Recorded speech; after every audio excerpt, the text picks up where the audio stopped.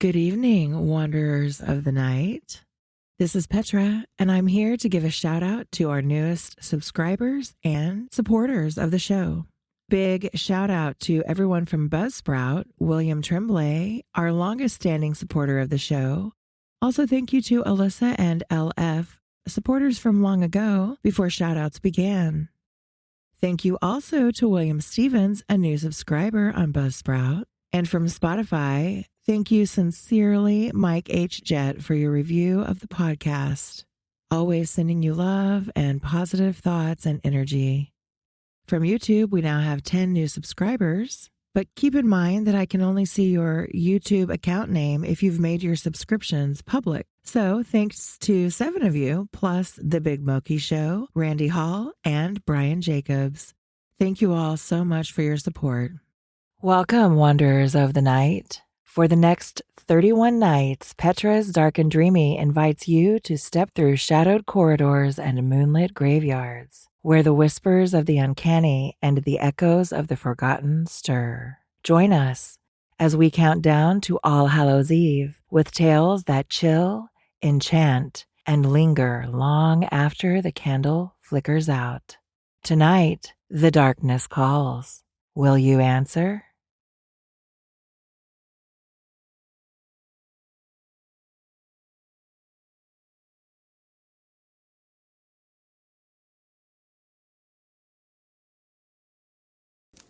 Welcome, wanderers of the night. Tonight's story is The Yellow Wallpaper by Charlotte Perkins Stetson. And this is fun because I'm reading it on the internet as like a book, like it's photographs of the book. So I'm looking at the actual book and turning pages. I believe it was published in 1892. It is very seldom that mere ordinary people like John and myself secure ancestral halls for the summer. A colonial mansion, a hereditary estate, I would say a haunted house, and reach the height of romantic felicity, but that would be asking too much of fate. Still, I will proudly declare that there is something queer about it. Else, why should it be let so cheaply? And why have stood so long untenanted? John laughs at me, of course, but one expects that in marriage. John is practical in the extreme. He has no patience with faith, an intense horror of superstition, and he scoffs openly at any talk of things not to be felt and seen and put down in figures. John is a physician, and perhaps, I would not say it to a living soul, of course, but this is dead paper and a great relief to my mind. Perhaps that is one of the reasons I do not get well faster. You see, he does not believe I am sick. And what can one do? If a physician of high standing and one's own husband assures friends and relatives that there is really nothing the matter with one but temporary nervous depression, a slight hysterical tendency, what is one to do? My brother is also a physician and also of high standing, and he says the same thing.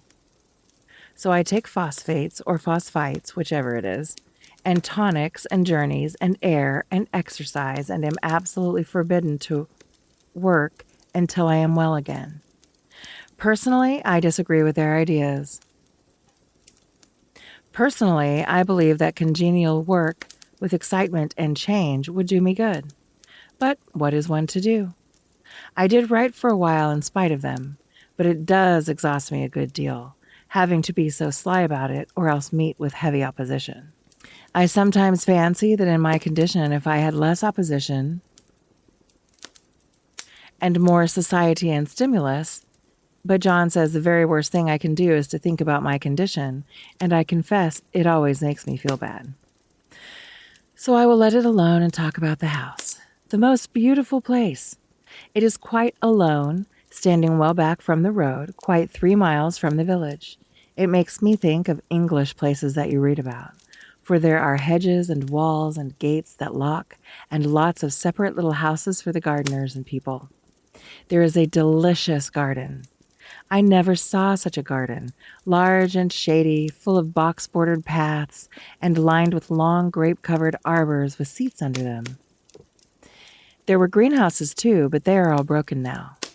There was some legal trouble, I believe, something about the heirs and co-heirs. Anyhow, the place has been empty for years. That spoils my ghostliness, I am afraid, but I don't care. There is something strange about the house. I can feel it. I even said so to John one moonlight evening, but he said what I felt was a draft and shut the window. I get unreasonably angry with John sometimes. I'm sure I never used to be so sensitive. I think it is due to this nervous condition. But John says if I feel so, I shall neglect proper self-control. So, I take pains to control myself, before him at least, and that makes me very tired. I don't like our room a bit. I wanted one downstairs that opened on the piazza and had roses all over the window, and such pretty, old-fashioned chintz hangings, but John would not hear of it. He said there was only one window and not room for 2 beds, and no near room for him if he took another. He is very careful and loving, and hardly lets me stir without special direction. Well, that's a good way to put it. He is very careful and loving, and hardly lets me stir without special direction. I have a schedule prescription for each hour in the day. He takes all care from me, and so I feel basely ungrateful not to value it more. He said we came here solely on my account, that I was to have perfect rest and all the air I could get. Your exercise depends on your strength, my dear, said he, and your food somewhat on your appetite, but air you can absorb all the time. So we took the nursery at the top of the house. It is a big, airy room, the whole floor nearly, with windows that look all ways and air and sunshine galore. It was nursery first, then playground and gymnasium, I should judge, for the windows are barred for little children, and there are rings and things in the walls. I don't know. It sounds like people were stuck in the attic to me. The paint and paper look as if a boys' school had used it. It is stripped off, the paper, in great patches all around the head of my bed, about as far as I can reach, and in a great place on the other side of the room low down. I never saw a worse paper in my life. One of those sprawling, flamboyant patterns committing every artistic sin. It is dull enough to confuse the eye in following, pronounced enough to constantly irritate and provoke study, and when you follow the lame, uncertain curves for a little distance, they suddenly commit suicide, plunge off at outrageous angles, destroy themselves in unheard-of contradictions. The color is repellent, almost revolting, a smoldering, unclean yellow, strangely faded by the slow-turning sunlight. It is a dull yet lurid orange in some places, a sickly sulfur tint in others.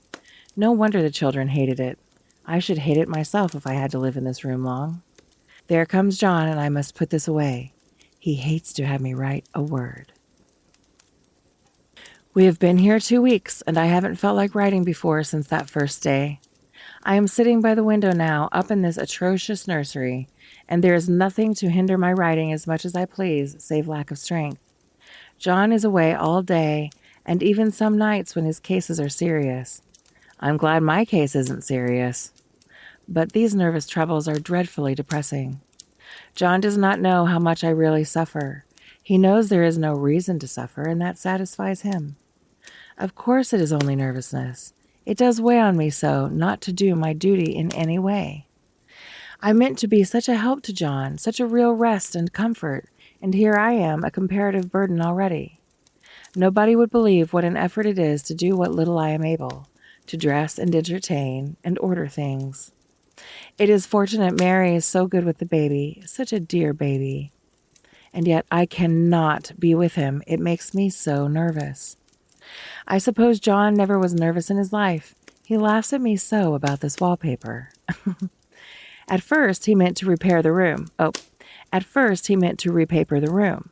But afterwards, he said that I was letting it get the better of me, and that nothing was worse for a nervous patient than to give way to such fancies.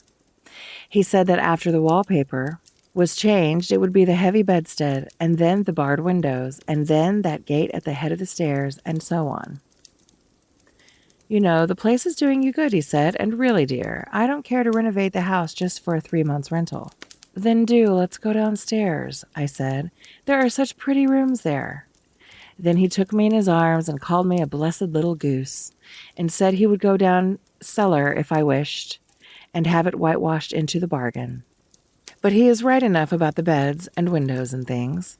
It is as airy and comfortable a room as anyone need wish, and of course I would not be so silly as to make him uncomfortable just for a whim. I'm really getting quite fond of the big room, all but that horrid paper. Out of one window I can see the garden, those mysterious deep-shaded arbors, the riotous old-fashioned flowers and bushes and gnarly trees. Out of another I get a lovely view of the bay and a little private wharf belonging to the estate. There is a beautiful shaded lane that runs down there from the house. I always fancy I see people walking in these numerous paths and arbors, but John has cautioned me not to give way to fancy in the least. He says that with my imaginative power and habit of story-making, a nervous weakness like mine is sure to lead to all manner of excited fancies, and that I ought to use my will and good sense to check the tendency. So I try. I think sometimes that if I were only well enough to write a little, it would relieve the press of ideas and rest me. But I find I get pretty tired when I try. It is so discouraging to not have any advice and companionship about my work. When I get really well, John says we will ask Cousin Henry and Julia down for a long visit, but he says he would as soon put fireworks in my pillowcase as to let me have those stimulating people about now.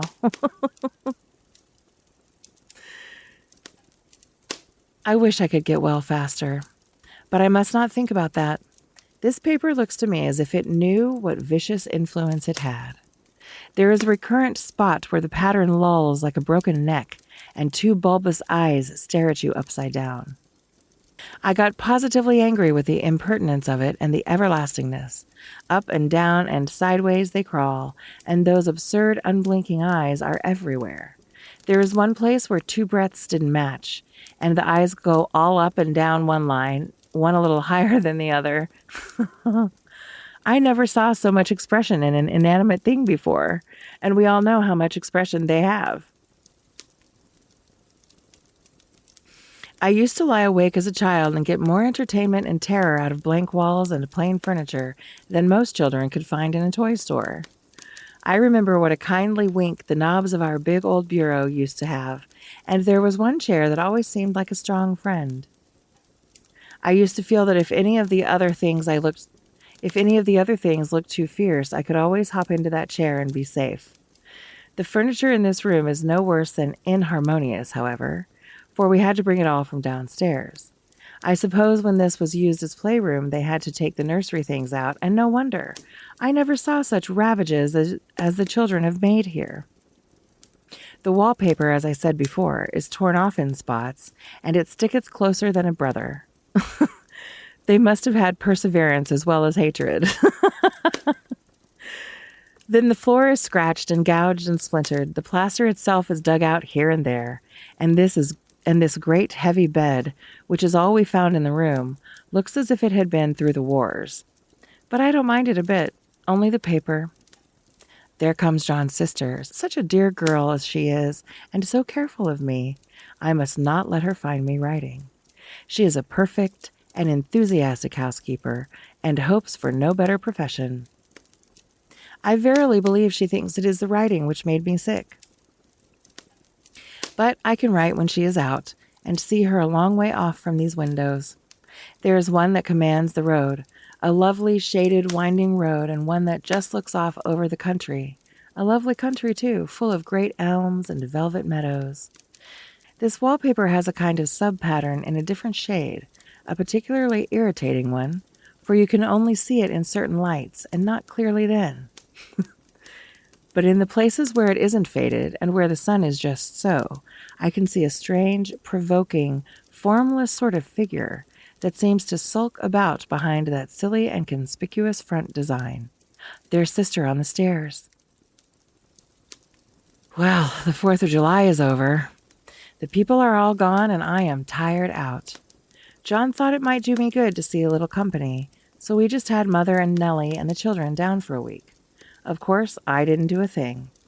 Jenny sees to everything now, but it tired me all the same. John says if I don't pick up faster, he shall send me to Ware Mitchell in the fall. but I don't want to go there at all. I had a friend who was in his hands once, and she says he is just like John and my brother, only more so. Besides, it is such an undertaking to go so far. I don't feel as if it was worthwhile to turn my hand over for anything, and I'm getting dreadfully fretful and querulous.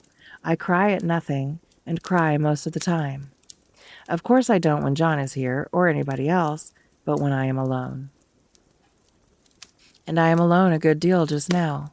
John is kept in town very often by serious cases, and Jenny is good and lets me alone when I want her to. So I walk a little in the garden or down to that lovely lane, sit on the porch under the roses, and lie down up here a good deal. I'm really getting fond of the room in spite of the wallpaper. Perhaps because of the wallpaper. Perhaps because of the wallpaper. It dwells in my mind so. I lie here on this great immovable bed. It is nailed down, I believe. And follow that pattern about by the hour. It is as good as gymnastics, I assure you. I start, we'll say, at the bottom, down in the corner over there, where it has not been touched, and I determine for the 1000th time that I will follow that pointless pattern to some sort of a conclusion. I know a little of the principles of design, and I know this thing was not arranged on any laws of radiation, or alternation, or repetition, or symmetry, or anything else I ever heard of. It is repeated, of course, by the breadths, but not otherwise. Looked at in one way, each breadth stands alone.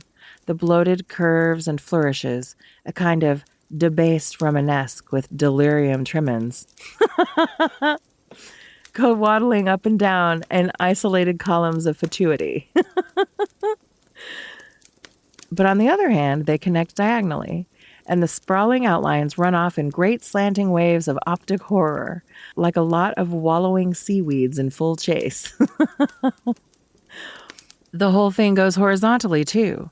At least it seems so, and I exhaust myself in trying to distinguish the order of its going in that direction. They have used a horizontal breadth for a frieze, and that adds wonderfully to the confusion. There's one end of the room where it is almost intact, and there, when the crosslights fade and the low sun shines directly upon it, I can almost fancy radiation after all.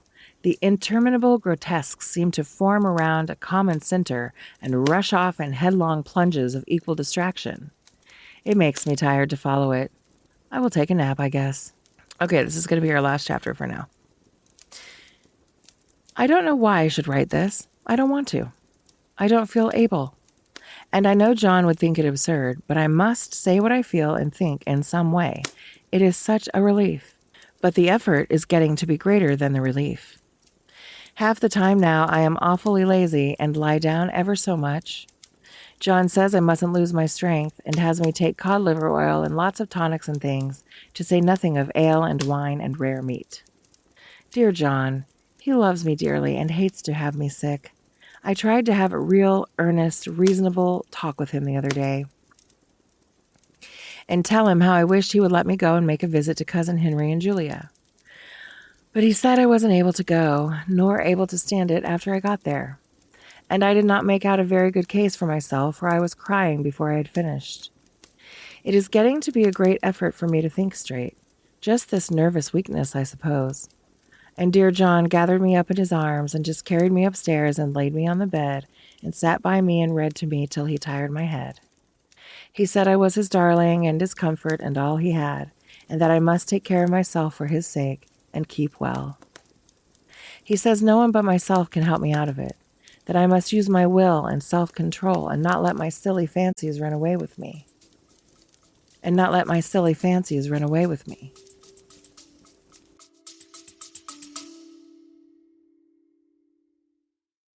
Keep sleeping soundly. Keep sleeping soundly. Don't let me wake you. It's Petra. I'm stopping by to tell you why I use Buy Me a Coffee to connect with my audience and grow my podcast. As a podcaster, Buy Me a Coffee has been a game changer for me. It's the easiest way for my listeners to support the show directly, whether through one-time donations or monthly memberships. The best part is that I get to keep it simple and focus on creating content. I love it because I can unlock steady income with membership tiers and recurring support I share exclusive content, behind-the-scenes moments, and early access just for my supporters, and there are no complicated setups or hidden fees for you or for me. For you listeners, you can show your love with a simple click and also get special perks, shout-outs, and bonus content in return. You want to support the show? Click the link in the show notes to support the show. And be sure to tell everyone that you love Petra's Dark and Dreamy.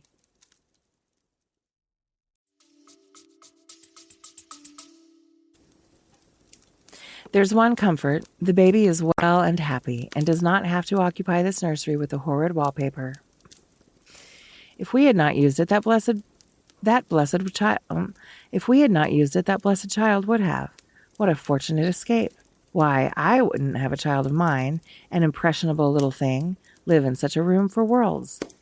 I never thought of it before, but it is lucky that John kept me here after all. I can stand it so much easier than a baby, you see. Bless her heart. Of course, I never mention it to them anymore. I am too wise. But I keep watch of it all the same. There are things in that paper that nobody knows but me, or ever will. Behind that outside pattern, the dim shapes get clearer every day. It is always the same shape, only very numerous. And it is like a woman. And it is like a woman stooping down and creeping about behind that pattern. I don't like it a bit. I wonder, I begin to think. I wish John would take me away from here. I wonder, I begin to think. I wish John would take me away from here. It is so hard to talk with John about... Well, I guess I'm doing one more chapter. We're halfway through the book. Maybe it's a good place to stop. It is so hard to talk with John about my case because he is so wise and because he loves me so. But I tried it last night. It was moonlight. The moon shines in all around just as the sun does. I hate to see it sometimes. It creeps so slowly and always comes in by one window or another. John was asleep and I hated to waken him, so I kept still and watched the moonlight on that undulating wallpaper till I felt creepy. The faint figure behind seemed to shake the pattern just as if she wanted to get out. I got up softly and went to feel and see if the paper did move, and when I came back, John was awake. Oh, yikes.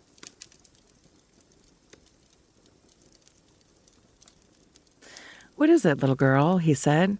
Don't go walking about like that. You'll get cold. I thought it was a good time to talk, so I told him that I really was not gaining here and that I wished he would take me away. Why, darling, said he, our lease will be up in 3 weeks, and I can't see how to leave before. The repairs are not done at home, and I cannot possibly leave town just now. Of course, if you were in any danger, I could and would, but you really are better, dear, whether you can see it or not. I am a doctor, dear, and I know. You are gaining flesh and color. Your appetite is better. I feel really much easier about you. I don't weigh a bit more, said I, nor as much, and my appetite may be better in the evening when you are here, but it is worse in the morning when you are away. Bless her little heart, said he with a big hug. She shall be as sick as she pleases. But now let's improve the shining hours by going to sleep and talk about it in the morning. And you won't go away? I asked gloomily.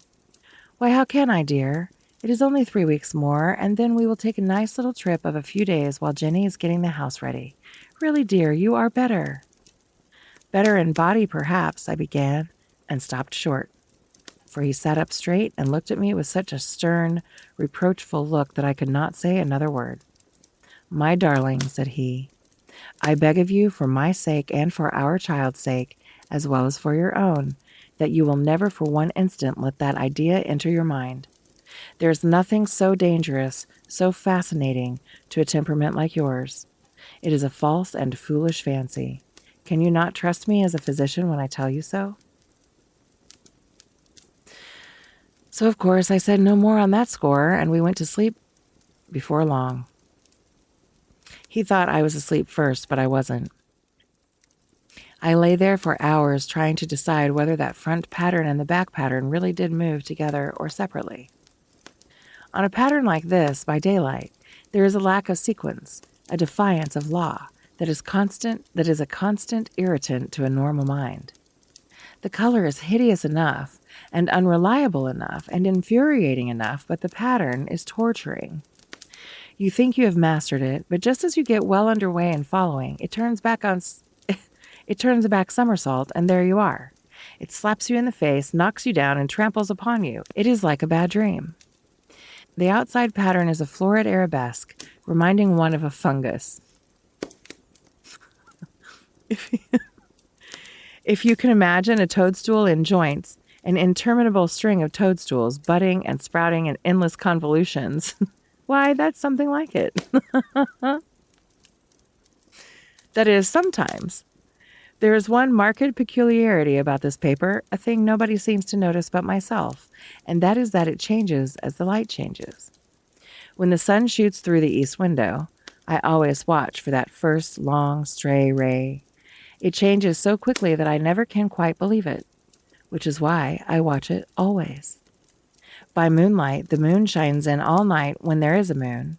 I wouldn't know it was the same paper. At night, in any kind of light, in twilight, candlelight, lamplight, and worst of all, by moonlight, it becomes bars. The outside pattern, I mean, and the woman behind it is as plain as can be. I didn't realize for a long time what the thing was that showed behind, that dim sub-pattern, but now I am quite sure it is a woman. By daylight she is subdued, quiet. I fancy it is the pattern that keeps her so still. It is so puzzling. It keeps me quiet by the hour. I lie down ever so much now. John says it is good for me and to sleep all I can. Indeed, he started the habit by making me lie down for an hour after each meal. It is a very bad habit, I am convinced, for you see, I don't sleep. And that cultivates deceit, for I don't tell them I'm awake. Oh, no. The fact is, I'm getting a little afraid of John.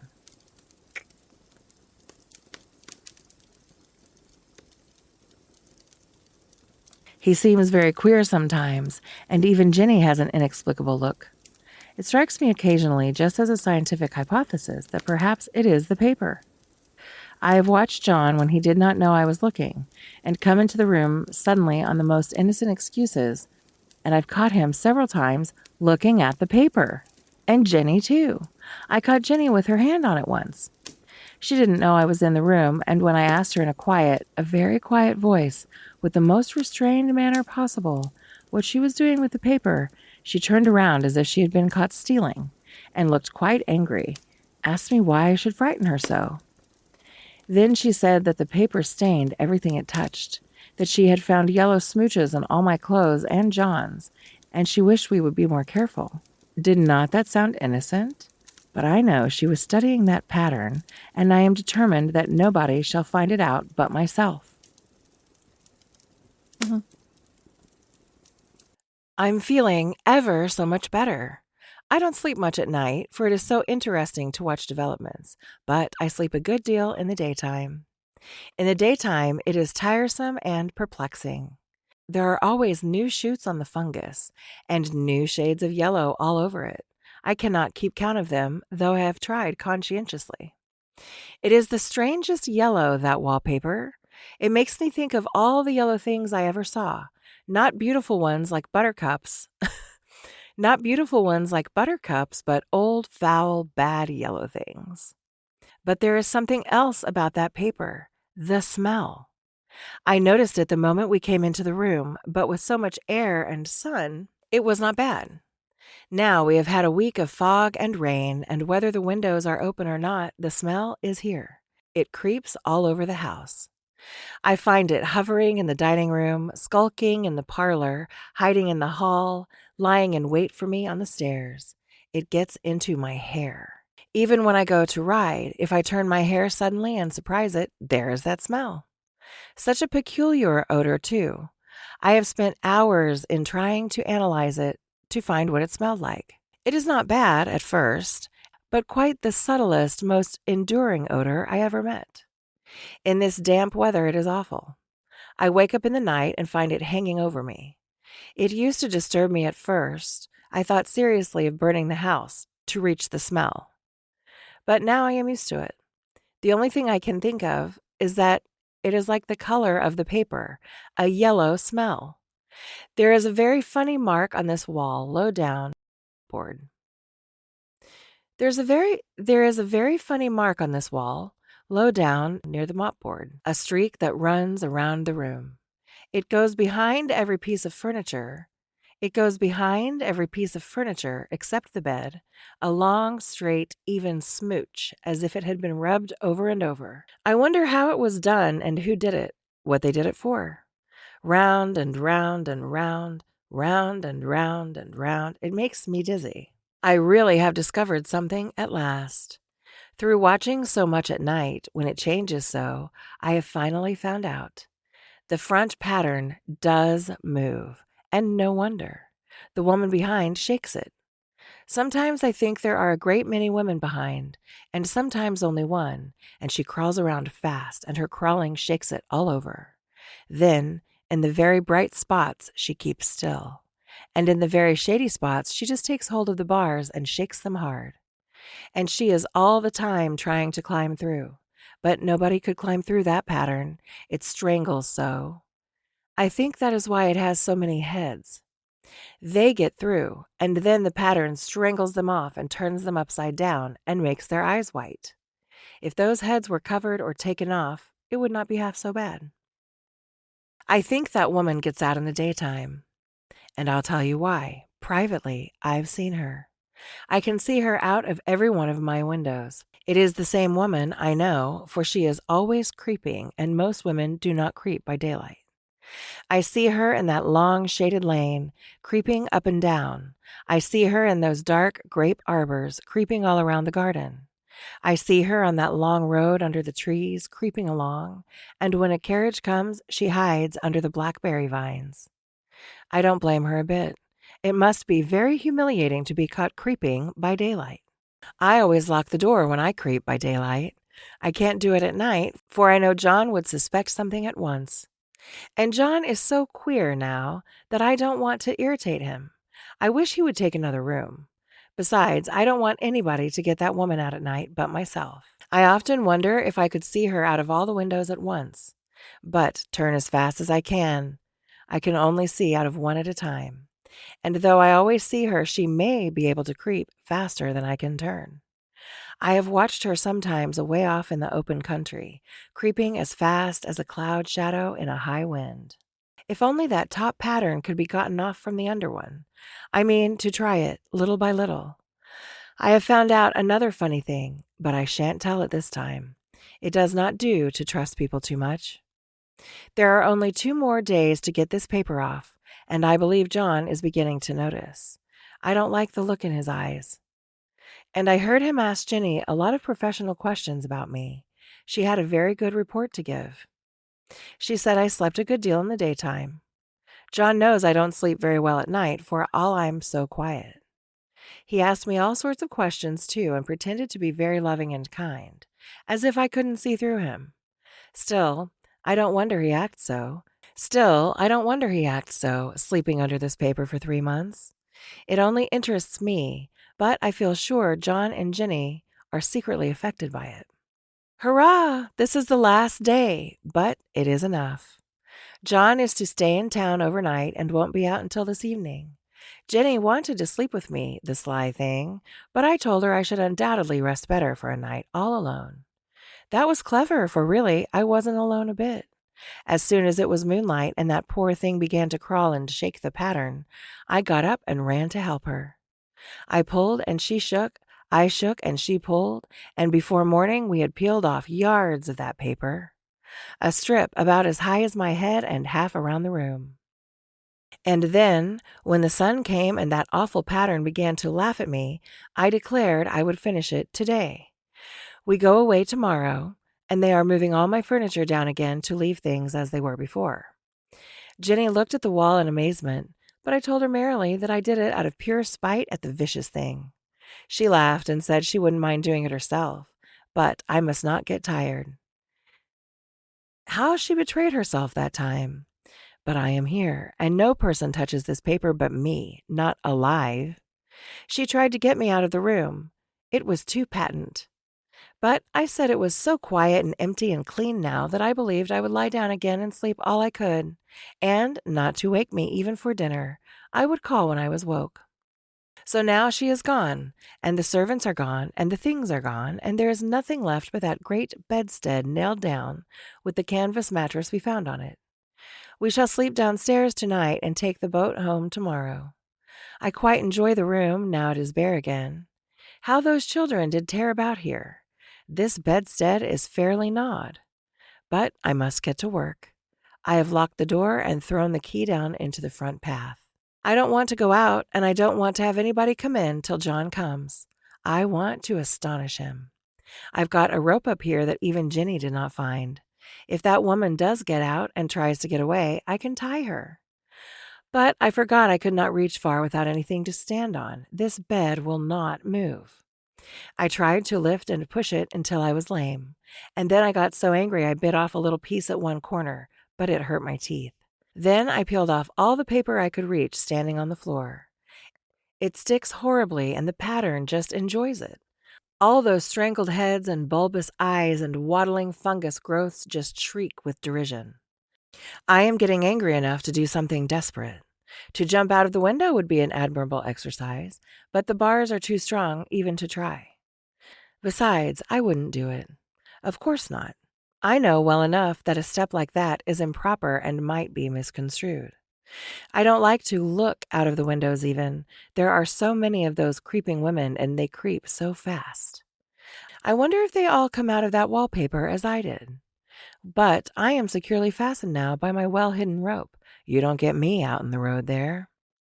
But I suppose I shall have to get back behind the pattern when it comes to night, and that is hard. It is so pleasant to be out in this great room, and I creep around as I please. I don't want to go outside. I won't, even if Ginny asks me to. For outside, you have to creep on the ground, and everything is green instead of yellow. But here I can creep smoothly on the floor, and my shoulder just fits in that long smooch around the wall, so I cannot lose my way. Why, there's John at the door. It is no use, young man, you can't open it. How he does call and pound. Now he's crying for an axe. It would be a shame to break down that beautiful door. John, dear, said I in the gentlest voice, the key is down by the front steps, under a plantain leaf. That silenced him for a few moments. Then he said, very quietly indeed, open the door, my darling. I can't, said I. The key is down by the front door, under a plantain leaf. And then I said it again, several times, very gently and slowly, and said it so often that he had to go and see, and he got it, of course, and came in. He stopped short by the door. What is the matter? He cried. For God's sake, what are you doing? I kept on creeping just the same, but I looked at him over my shoulder. I've got out at last, said I, in spite of you and Jane, and I've pulled off most of the paper, so you can't put me back. Now why should that man have fainted? But he did, and right across my path from the wall, so that I had to creep over him every time.